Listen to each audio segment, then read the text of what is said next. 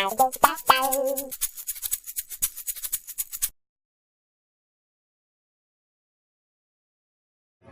hello gentlemen, good morning, welcome to Birmingham.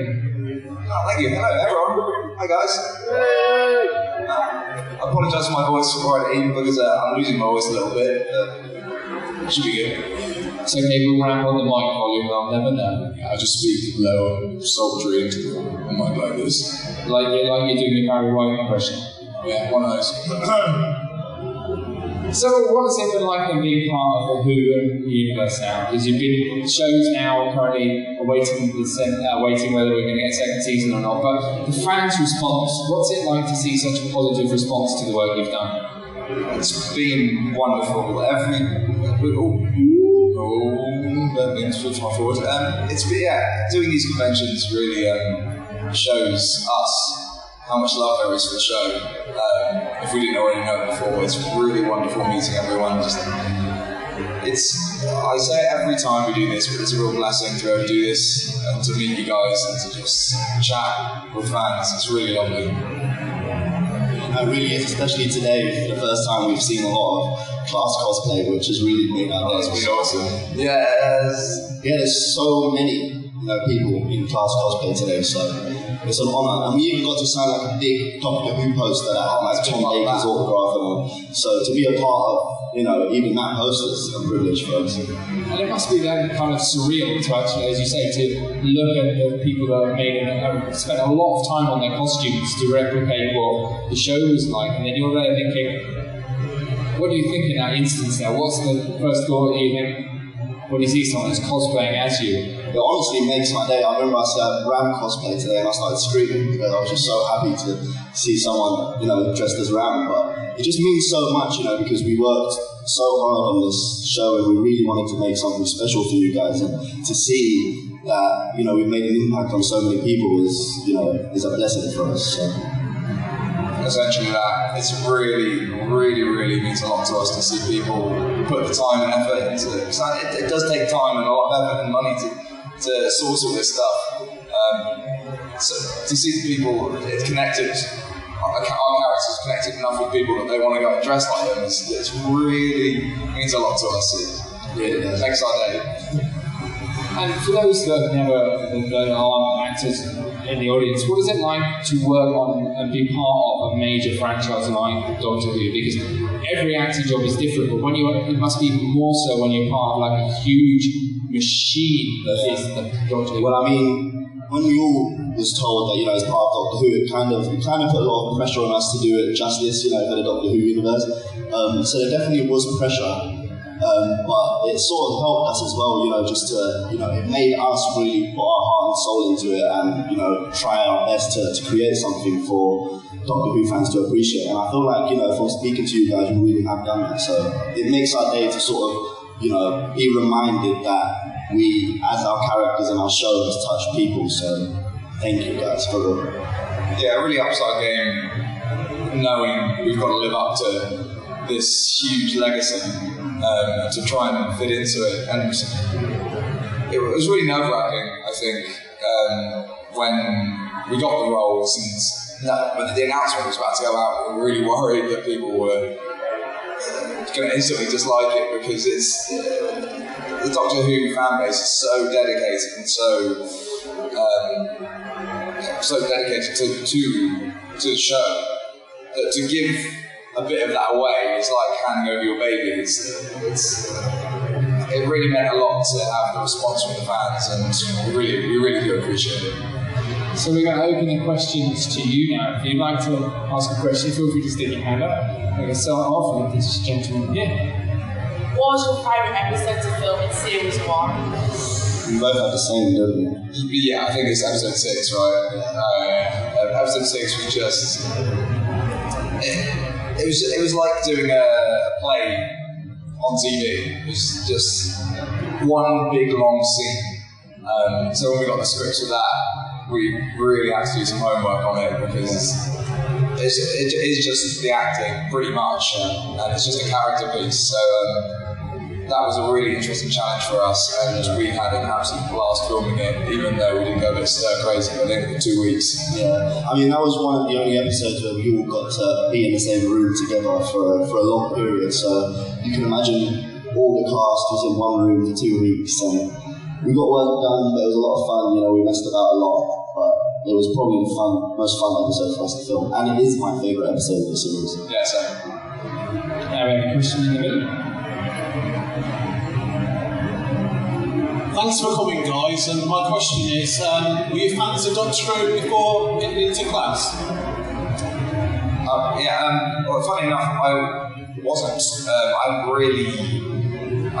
never really watched it, which is a surprise for me. Just because I'm a big geek, I love my gaming, I love my anime. So I never really watched Doctor Who, funny enough. Just because none of my friends were in that sort of group. So I'd seen a few Christmas specials and stuff, but I never really had an into it. So when I got the job, I kind of thought to myself, well, why haven't I really gotten into Doctor Who? I never really sat down and watched it. So, of course, to do my research, I sat down, I watched it, and I'm really into it now. So I am a fan now. Same for me, exactly. We sort of had to do our research, because obviously being cast in the show, and I remember watching the entire season 1, you know, in Cardiff, and actually really enjoying it. You know, I'd actually can't wait to get home to watch the next episode. So I can really understand why there's such a big market in Doctor Who and why the fans really appreciate it, because, you know, and I love Doctor Who fans, I've said it so many times, but the community that Doctor Who fans create is just so special, and the passion and, you know, love that you guys have for the show is amazing, so I respect that a lot. I mean, push at the front here. But The first thing I've suggested something for you as well, apparently. She's going to give you something. Here we go. Ooh. What's going on? Oh, that's exciting. oh, it's got Meteor. I'm sure if you watch Class, you can tell this is an amazing cosplay from April, so Yeah, let's have a round of applause for that. And look at that, we've got a Meteor from episode 6. That's amazing. That's so cool. thank you for that. Oh, look. That's so cool. I don't think I'm going to be able to wait for this one. I don't think I'm going to be able to. The truth's going to come out, guys. Oh yeah, what's your truth values on? And what was your question that you had for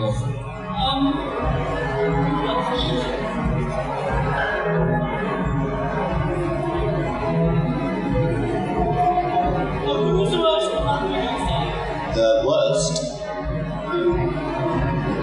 I remember this was actually my first, you know, there wasn't really something really bad that happened on set, but I remember my first day, I had to film the football scenes of me, you know, in the beginning of the episode where we started off with me performing badly first, so I done like 5 hours of, you know, running and, you know, doing all these, like actually playing bad because when I lost my leg, so I had to act like, you know, I didn't know how to play football. And then for the next 5 hours, I had to perform and act like, you know, this was me doing skills and, you know, running up and down the pitch. And I remember that day, I swear to God, I ran for about 9 hours, and the next day, like, I couldn't walk, I had to have BP. Like, I didn't really took into consideration that I'd be running for 9 hours. So, yeah, my first day of filming Class, I ran for 9 hours straight. For me, worst. There's not really a worst, but a tricky thing for me was it was in episode 6 running up right at the end of the episode, because we filmed it chronologically. So all my stuff with the Meteor was at the end of the 2.5 weeks. So it got to the point where I was having like blood coming out of my nose, down my eyes and stuff. And it was essentially just one full day of doing my stuff, of me screaming, holding this bloody rock. And every time I had to do a take, I had to lean my head back and like pour this syrupy, gooey blood thing up my nose. And it kept coming down the back of my nose and dripping down my throat. It was disgusting, and I did that about 40 or 50 times throughout that day, and I was continuously screaming as well, and so my voice was like getting worse and worse at the end of the day, and I nearly lost my voice. So it wasn't necessarily the worst thing, but it wasn't pleasant. We have a question in front. Okay, guys, I'm hoping there is a second season. What hoping when? Is there any monster or from Doctor Who that we'd like to focus? I mean, I know there's the Sleeping Angels from the off-season one, but is there any like Dalek Cybermen or anyone else who would like to do? I'd like to see something, even if it's not necessarily the silence, but the silence would be fun. I think they were really, really creepy, and I love the whole creepy horror aspect of it. So something like that for me, I think would be fun. I mean, Patrick's really, he's already making ideas and stuff in season 2, and the premise, with the arrival and, what the idea behind season 2 would obviously be focusing on the arrival. I feel like that in itself, if all goes to plan, that in itself is going to be amazing. So, We have another question for the president in front. What do you dislike about your characters? Oh, sorry, say that. What do you dislike about your characters? dislike.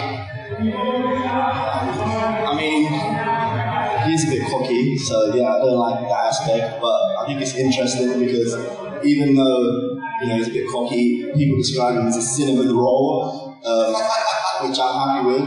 Because I think that explains him, perfectly. Like, on the outside, he appears to be this tough, cool dude, when really he's a cinnamon roll. So, yeah. Getting this Tumblr names out is good.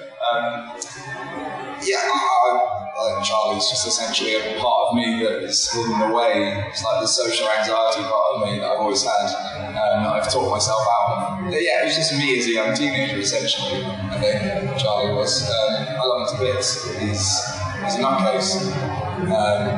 And however morally grey you think he might be.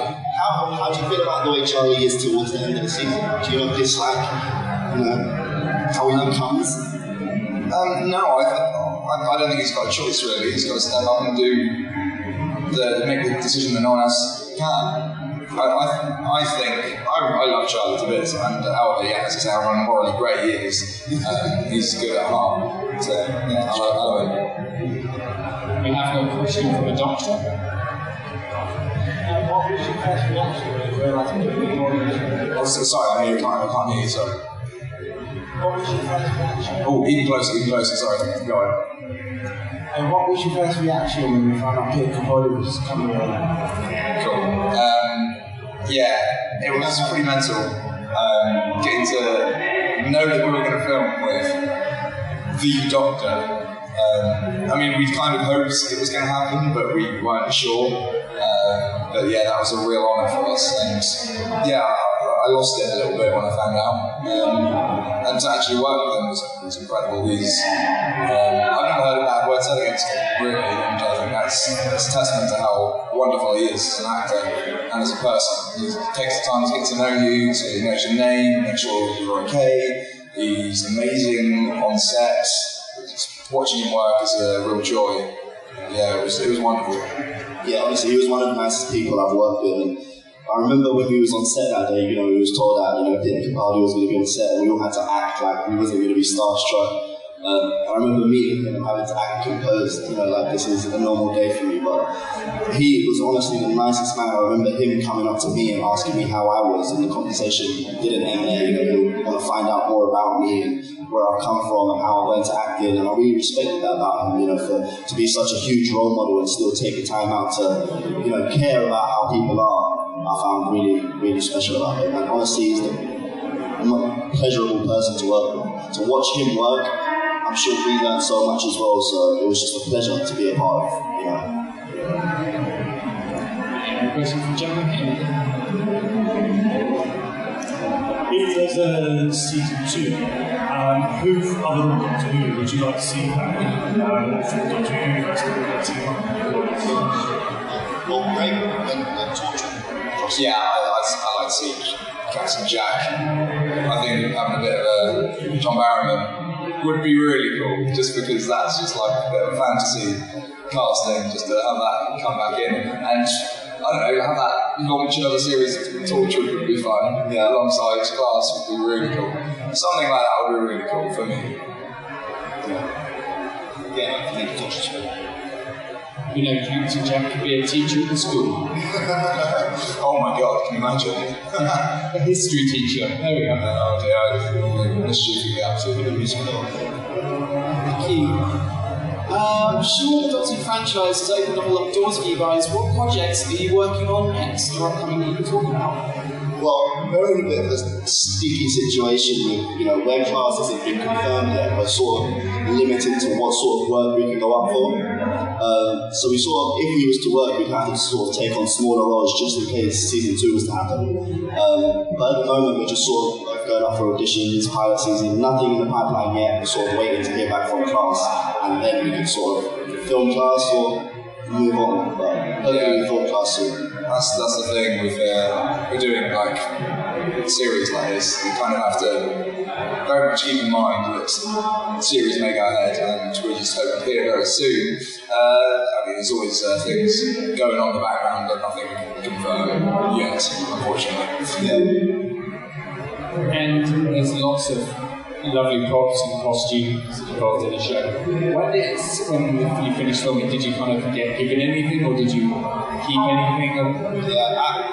We got given quite a few bits of merch. I've got like a Dalek alarm clock, which I wouldn't recommend because it's the most annoying thing ever. It wakes you up with like exterminate at 5 o'clock in the morning, like just go. And I've got like a Doctor Who jumper, and I've actually kept quite a lot of things, like all my call sheets, I've kept all the scripts, I've kept my costume, I'm a bit excited, so I've kept pretty much everything. Yeah, I think I nicked a sonic screwdriver. I think they know about that. There's a few of them lying around, so I was like, I'll have that. And things like call sheets and stuff, but none of the big stuff. Maybe next year is me to go let's get a Dalek shoot. Dismantle it. We could actually got a Dalek. Each day get a little bit more out. Let's do it. You see the headlines in the news next day, Dalek smuggling uncovered on set of class. Right, and there's one final question from our little friend in front.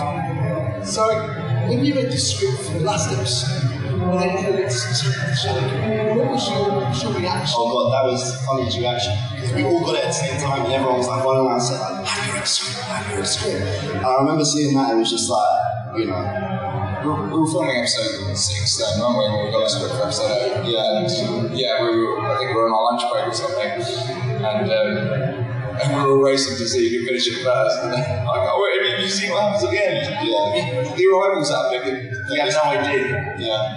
Patrick hadn't told us anything about what was going to happen in the series, so the big plot twist at the end. Pretty surprising for us too. We lost it a little bit.